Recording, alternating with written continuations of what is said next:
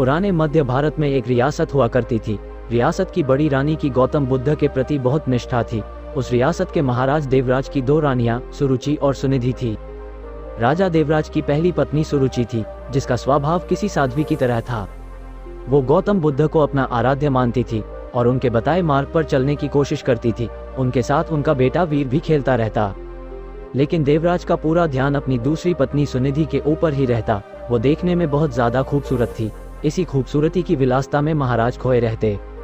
राजमहल की ज्यादातर तमाम सुख सुविधाएं दूसरी पत्नी सुनिधि और उसके बेटे सुमंत को ही मिला करती। दोनों ही पत्नियों के राजदुलारों की खिलखिलाहट से पूरा महल जगमग रहता। रियासत के लोगों को भी पता चल चुका था कि उन्हें होने वाला राजकुमार मिल चुका है। राज्य के लोग अक्सर सोचा करते कि भविष्य में राजगद्दी पर कौन बैठेगा, तो इस पर ज्यादातर लोगों का मत तो सुरुचि के पुत्र वीर के ऊपर ही था कि भविष्य के राजा वही होंगे, क्योंकि धर्म और नीति के अनुसार बड़े पुत्र को ही राजगद्दी मिलनी चाहिए। लेकिन समय की लकीरों को कुछ और ही मंजूर था। देवराज की पहली पत्नी सुरुचि का स्वभाव बड़ा शांत और न्याय संगत था। वो न्याय, धर्म और बौद्ध धर्म की बातें किया करती। माँ की संगत पाकर बेटा वीर भी उसी स्वभाव का हो गया था। वीर अब बड़ा हो रहा था। उसका स्वभाव ऐसा हो गया कि उसे जो भी मिलता वो भी माँ की तरह संतोष कर लेता। समय का चक्र चलता है और एक दिन रियासत का दरबार सजा हुआ था। उसी दिन राजकुमार के नाम की घोषणा भी की जानी थी। सभी इस बात को लेकर आत्मविश्वासी हुए पड़े थे कि होने वाला राजकुमार वीर ही होगा। महाराज अपनी पत्नी सुनिधि के साथ सिंहासन पर बैठे हुए थे। महाराज छोटे बेटे सुमंत को दुलार रहे थे। वहीं वीर अपनी माँ सुरुचि के साथ दरबार में बैठा हुआ था। सभी पुरोहितों ने वीर की मां को बता दिया था कि आज राज दरबार में वीर के राज तिलक की पूजा है, उसे तैयार करके लाना। वीर की मां सुरुचि ने भी बड़े दुलार से अपने बेटे को तैयार किया और ईश्वर के सामने प्रार्थना की और माथा टिकवाया। महल में शंख बजने शुरू हुए। पुरोहितों ने वीर का नाम भी लिया। बालक वीर सौम्या अंदाज में पिता की गद्दी की तरफ बढ़ा और अपने पिता का आशीर्वाद लिया। पिता आशीर्वाद देने के लिए हाथ उठाते कि दूसरी रानी सुनिधि ने पीछे धकेल दिया। यह सब देखकर वीर की आंखों से आंसू गिरने लगे। भरे राज दरबार में गुस्से से लाल रानी सुनिधि ने वीर की कलाई को मोड़ दिया था।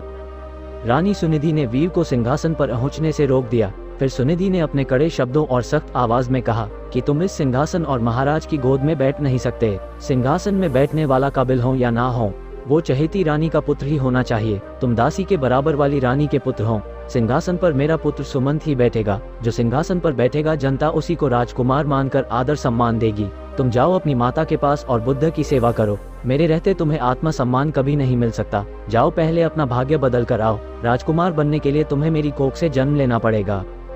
यह सब सुनकर पूरा राज दरबार हक्का बक्का रह गया। सब आश्चर्य भरी नजरों से महाराज देवराज की ओर देखे जा रहे थे कि महाराज कुछ बोल क्यों नहीं रहे।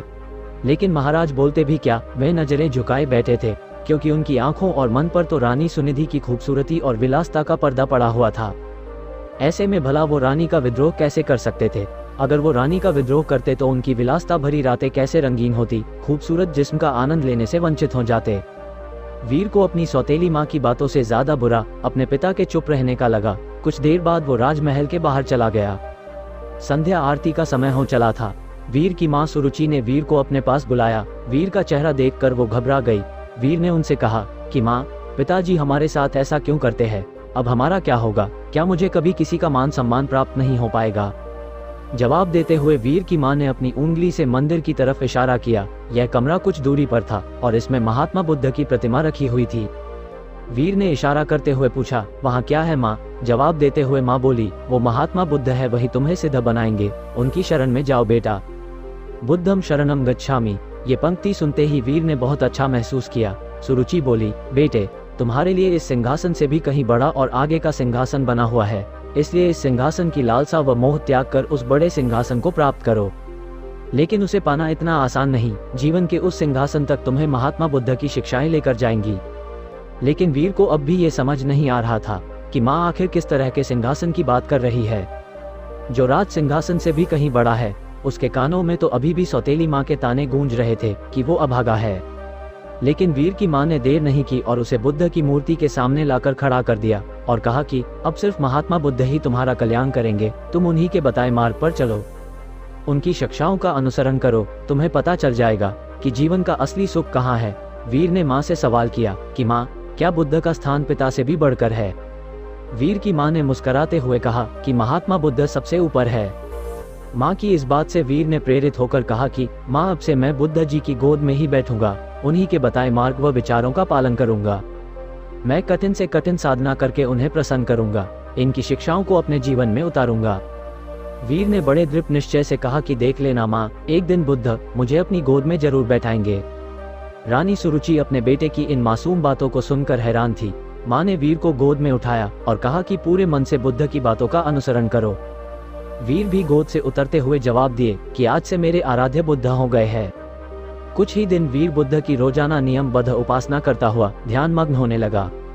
वीर ने अब राजमहल छोड़ने का फैसला कर लिया। जो लड़का कल तक अपनी माँ के पल्लू में छिपा घूमता रहता था, वो आज महल छोड़कर जंगल जाने का फैसला ले रहा है। इतने बड़े फैसले और जीवन परिवर्तन से सभी हैरान थे और माँ को भी चिंता हो रही थी। माता पिता को प्रणाम कर वीर अब बुद्ध ज्ञान लेने जंगल की ओर निकल गया। महाराज देवराज को भी अपनी गलती का एहसास होने लगा, लेकिन अब भी वो कुछ ना कर पाए।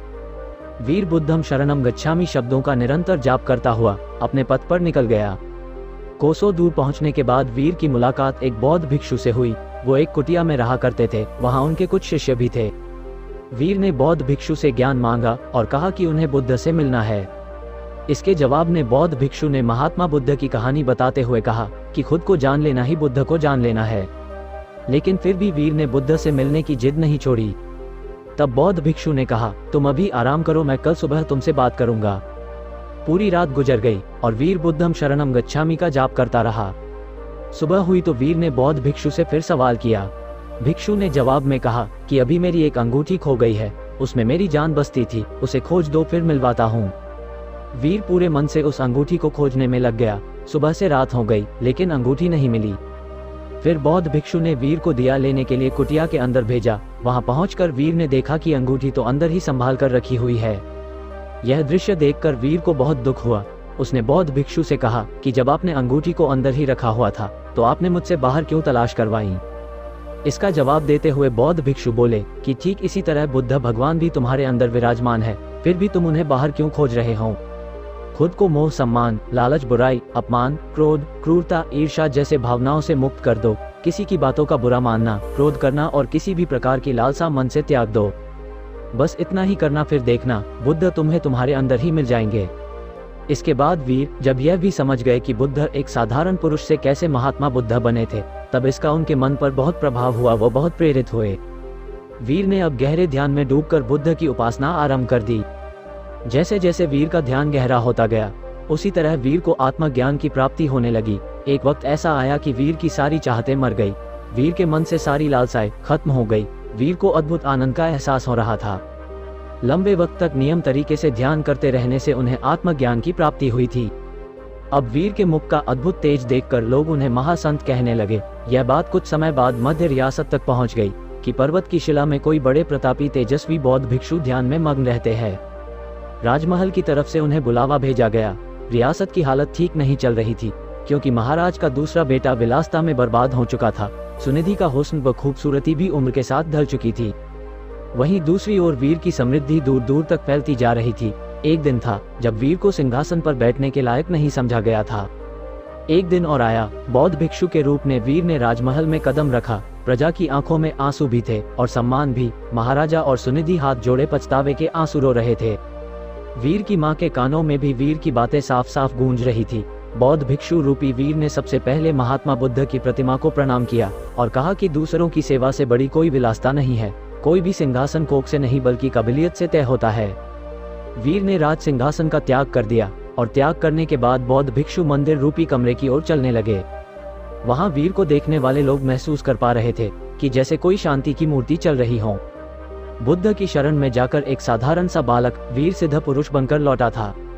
दक्षिण भारत में आज भी यह कहा जाता है कि वीर को बुद्ध मंदिर की ओर जाते देखा था सबने, पर वापस आते कभी नहीं देखा गया। जब मंदिर के भीतर गए तो वहां पर बस भिक्षु वस्त्र ही मिले थे। कहा जाता है कि वह सिद्ध हो चुके थे, उन्होंने बुद्ध की शरणों में शरण ले ली थी।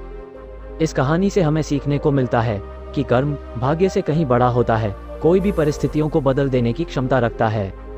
बुरा कर्म धीरे धीरे मनुष्य से एक दिन सब कुछ छीन लेता है। मन का चैन, सुख, शांति, धन संपदा, वैभव, सम्मान, प्रतिष्ठा। बुरा कर्म, गलत आदतें एक दिन मनुष्य का जीवन नर्क बना देती है। इस कहानी से हमें यही सीखने को मिलता है कि ईश्वर सभी के अंदर है, इसकी खोज स्वयं में करें। ईश्वर की मौजूदगी का एहसास जरूर होगा। जीवन में कोई पाप ना करें, हमेशा दूसरों की मदद करें और इंसानियत को जिंदा रखें।